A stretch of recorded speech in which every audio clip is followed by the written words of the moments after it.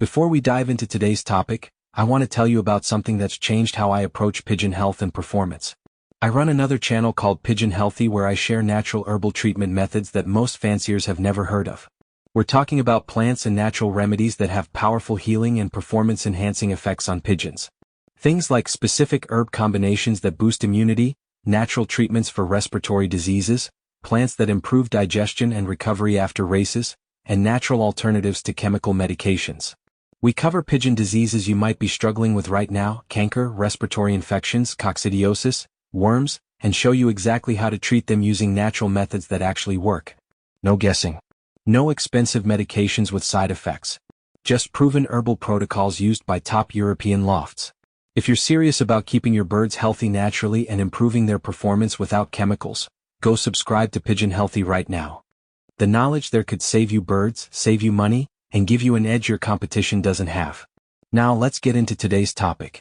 3 months ago I was visiting an old Belgian fancier. 87 years old. Been racing since he was 12. 75 years of experience. His loft has won national races in 6 different decades. I asked him about feeding. What's your secret feeding protocol for championships? He said something that shocked me. For 3 weeks before every major race I feed only wheat. Nothing else. Just wheat. The birds transform. They become razor sharp. Fast. Focused. I was skeptical.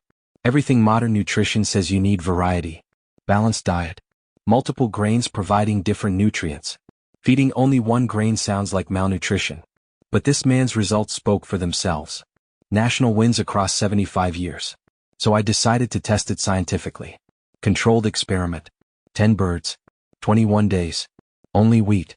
Document everything. Weight, droppings, feather quality, energy levels, training performance. The results shocked me and changed how I feed my birds. Today I'm showing you exactly what happened day by day, the science explaining why it works, and when you should and shouldn't use wheat-only feeding. Let me describe the experimental setup. I selected 10 birds from my racing team. All were in good condition. All had been training successfully. All were eating my standard racing mix, which was 30% peas, 25% wheat, 20% barley, 10% corn, 10% dari, 5% safflower. This is typical balanced mix most fanciers use. The 10 birds averaged 345 grams body weight at start. I weighed each bird individually. I documented their droppings, took photos. I assessed their feather condition. I timed their loft flying sessions, how long they flew voluntarily before landing. I trained them from 10 kilometers and recorded their return times. All of this established baseline data before the wheat-only period began. Day 1 of the experiment. I removed all feed except wheat. I provided only clean wheat. 25 to 30 grams per bird per day. This is slightly less volume than the racing mix they've been eating, but wheat is denser so the calorie content was similar. I provided unlimited fresh water and normal grit access. Everything else about management stayed identical. Same loft. Same routine. Same training schedule. The only variable was feed composition. The birds approached the wheat cautiously at first. They were accustomed to variety. But hunger motivated them. Within an hour, all birds were eating wheat. By evening the wheat was mostly consumed. Day 1 completed without incident. Days 2 through 7 the first week. This is what I call the cleansing phase. The most obvious change was droppings. By day 3, droppings had transformed dramatically. Normal droppings from mixed feed are moderately firm with some moisture. Volume is substantial because different grains digest at different rates, creating accumulated waste. Wheat-only droppings were completely different. Very firm. Almost dry. Minimal volume. Nearly pelletized. This indicated highly efficient digestion. The wheat was being completely processed and absorbed. Very little waste was being produced. This is first sign the digestive system was optimizing for single grain processing. Second change was weight loss. By day 7, all 10 birds had lost weight. Average loss was 4% of body weight. From 345 grams average down to 330 grams. 15 grams lost. This alarmed me initially. 4% in 1 week seems significant. But when I palpated the birds, the weight loss was clearly fat, not muscle. The keel still had good muscle coverage. What was gone was the slight fat layer birds accumulate on balanced high-oil feed. Wheat is low in oil. Birds were metabolizing stored fat for energy. They were becoming leaner. Third change was energy. Counterintuitively, as weight dropped, Energy increased. Birds were flying longer voluntary loft sessions. Before the experiment, average loft flying was 30 to 40 minutes before birds landed to rest. By day 7 they were flying 50 to 60 minutes. They seemed lighter and more energetic. This makes sense physiologically. Lighter bird requires less energy to stay airborne. Less weight means less work. More energy available for sustained flight.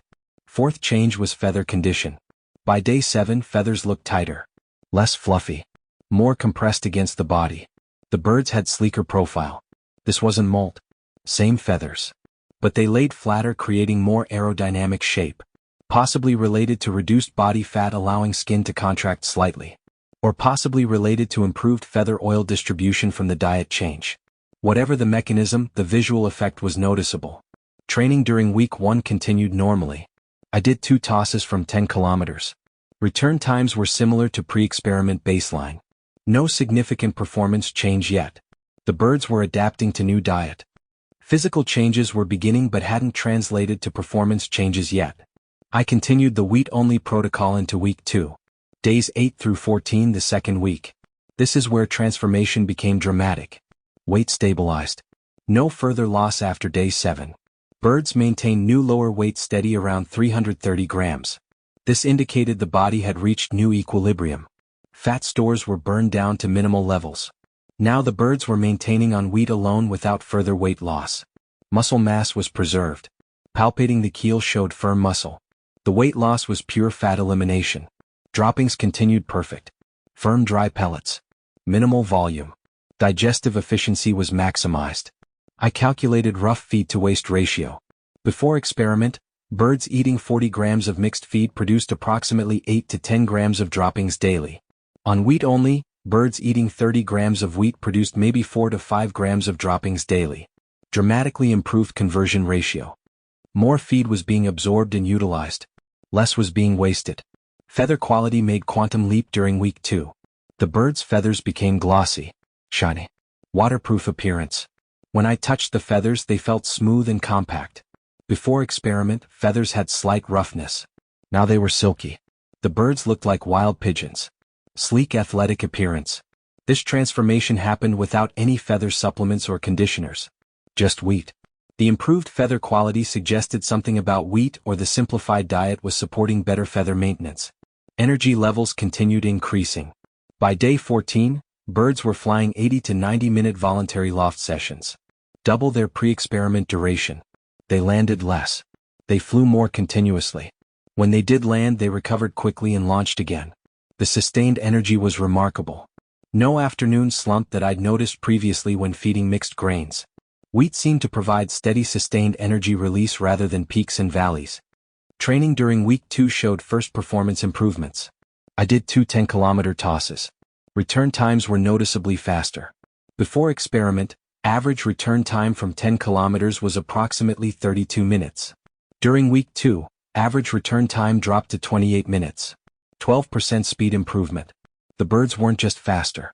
They trapped more urgently. Previous they'd land, walk around, eventually trap within 10 to 30 seconds. Now they landed and trapped immediately. 3 to 5 seconds. Sharp focused behavior. I also noticed behavioral change. The birds seemed more alert and focused. Less lazy lounging in the loft. More activity. More vocalization. Increased territorial behavior. It was like they'd been sharpened. Their behavior reminded me of wild birds which are constantly alert and active. My domesticated racers were becoming more feral in temperament. This isn't necessarily good or bad. But it's noticeable and interesting. Days 15 through 21 the third week. This is peak condition phase. All changes from week 2 intensified. Birds maintained lean weight. Dropping stayed perfect. Feathers were immaculate. Energy was sustained. But performance increased further. I trained twice during week 3.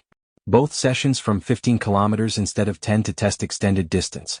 Return times were exceptional. Averaging 41 minutes for 15 kilometers. Based on speed from 10 kilometers I expected 45 to 48 minutes. They beat expectations by 10 to 15%.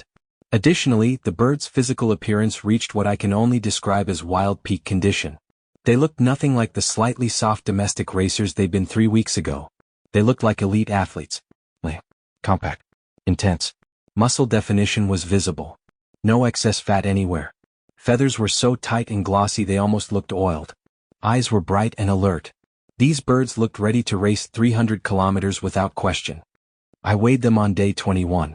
Average weight 328 grams. 17 grams lighter than start. 5% total body weight lost and maintained. All of it fat. Muscle was preserved or possibly slightly increased from the extended loft flying. These were the leanest, healthiest looking birds I'd ever maintained. And they'd achieved this condition eating nothing but wheat for 3 weeks. On day 22 I ended the experiment and began transitioning back to normal feed. I didn't give mixed feed immediately. That would shock the digestive system. I transitioned gradually. Days 22 and 23, 50-50 wheat and barley. Days 24 and 25, wheat, barley and peas mixed. Day 26, returned to full racing mix. The transition was smooth. No digestive upset. Birds accepted the varied feed again without problems. Now let me explain the science of why wheat-only feeding produces these results. The mechanism isn't mystical. It's straightforward digestive physiology and metabolic adaptation. When birds eat varied mix of multiple grains, the digestive system must handle different grain types simultaneously. Peas digest differently than corn. Wheat digests differently than safflower. Each grain has different protein, carbohydrate, and fat composition. Different hardness requiring different grinding effort in the gizzard. Different enzyme requirements for breakdown. The digestive system works constantly managing this variety. Energy is expended on digestion. Efficiency is compromised because no single grain is processed optimally. When birds eat only wheat, the digestive system optimizes completely for wheat processing. The gizzard maintains wheat-specific grit sizing and grinding rhythm. The crop holds wheat for wheat-specific soaking time. The intestines produce wheat-specific enzyme concentrations. Everything about digestion becomes tuned for maximum wheat processing efficiency. The result is more complete nutrient extraction and less energy wasted on digestion. The bird absorbs more nutrition from less feed. This explains the improved droppings. Less waste because extraction is more complete.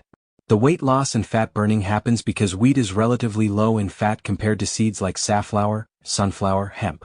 Mixed racing feeds often contain 10 to 20% oil-rich seeds. These provide concentrated calories. Birds eating these mixes maintain or gain fat easily. When oil seeds are removed and only wheat is fed, calorie density drops. Birds must metabolize stored fat to meet energy needs.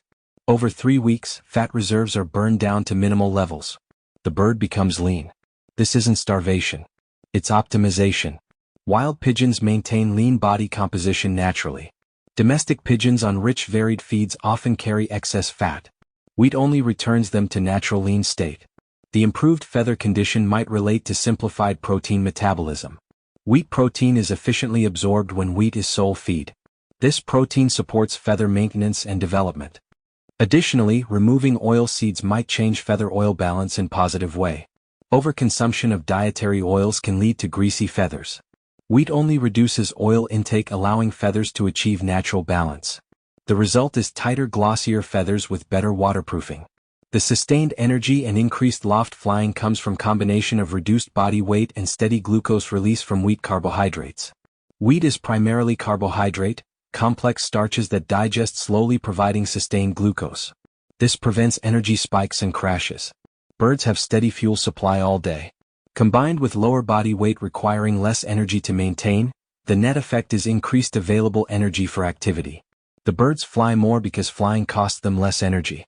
The performance improvements in training reflect all these factors together. Lighter weight means less mass to accelerate and sustain in flight. Better feather condition means more efficient aerodynamics. Sustained energy means ability to maintain speed for entire flight. Optimized digestion means no energy wasted on processing poorly digested feed. Every physiological system is operating more efficiently. The cumulative effect is 15 to 20% speed improvement. This is enormous.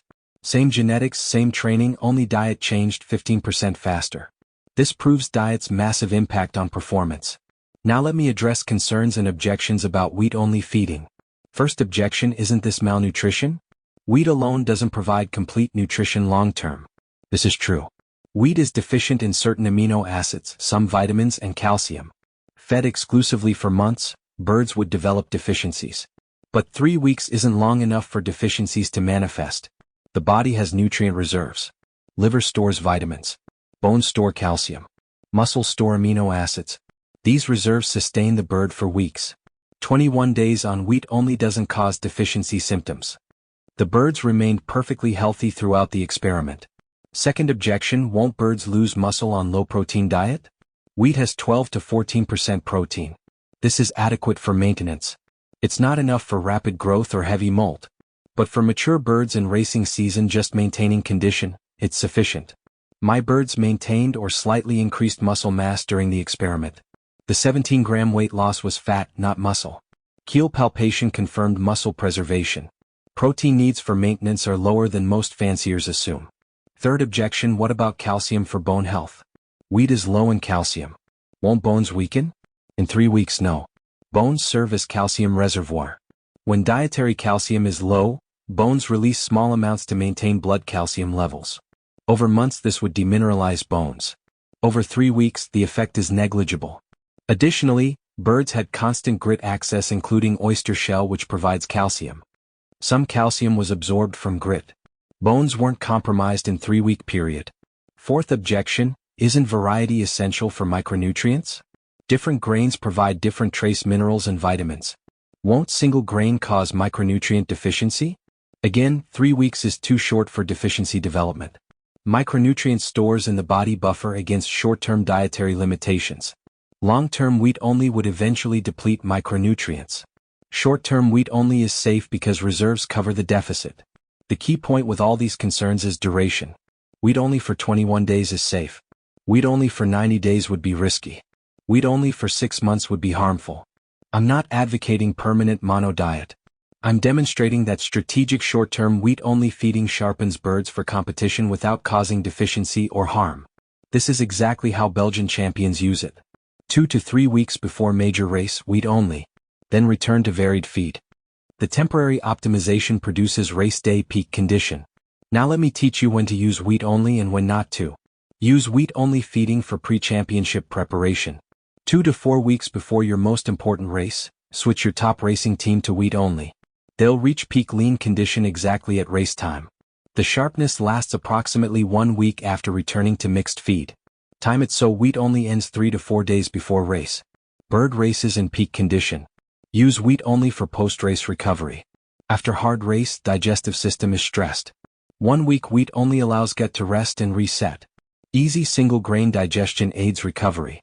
After 1 week, transition back to mixed feed. The bird system is refreshed and ready for next training cycle. Use wheat only for overweight birds. Some birds accumulate excess fat easily, especially during off-season or if overfed.